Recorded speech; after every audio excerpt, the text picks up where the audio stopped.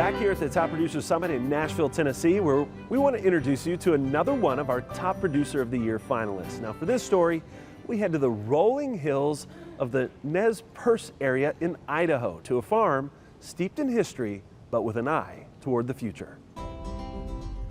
Winter in the Pacific Northwest drapes a blanket of white across the Palouse.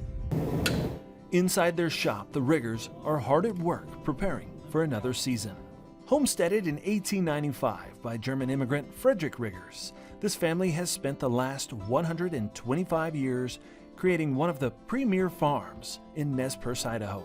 He didn't have the opportunity to farm in Germany, and that's why he came to the United States and eventually ended up here on the Camas Prairie. Like in Oklahoma, they fired the starting pistol and he raced west about 4 miles west of Nez Perce, and liked that plot of land, and we've been here ever since.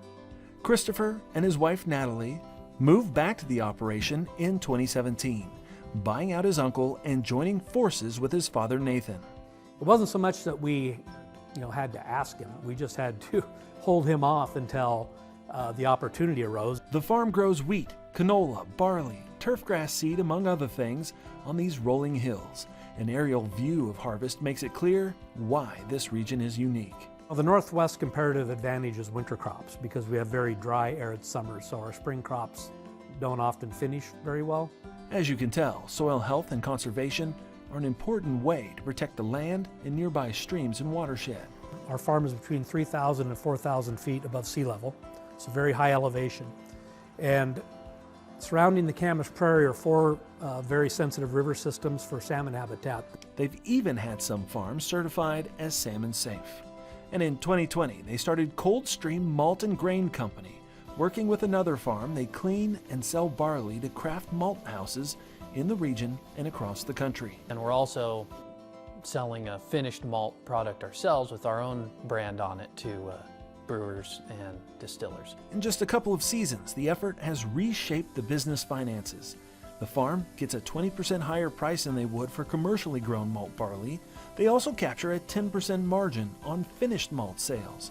Combined, the farm's revenue per barley acre has doubled. The first year has gone better than we could have imagined, and we're just really excited to see where that takes us.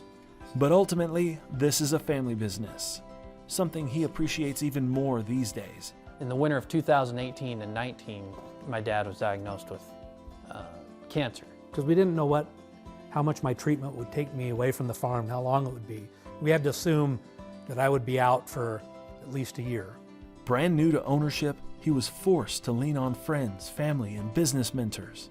There's no way I would have got through that first year without guys like that. Ultimately, Christopher says, it made him a better manager. Going through that year of just having to ram through stuff kind of on my own in a way, just helped me grow immensely. Today, this family knows, as sure as the snow melts each spring, their future is anchored to these rolling hills, built by generations past and poised to run for generations to come.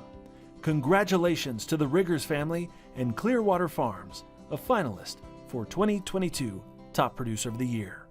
Thanks, Clinton. We'll introduce you to another finalist for the Top Producer of the Year tomorrow. And you can take part virtually in this year's Top Producer Summit. For more, check out the QR code on your screen.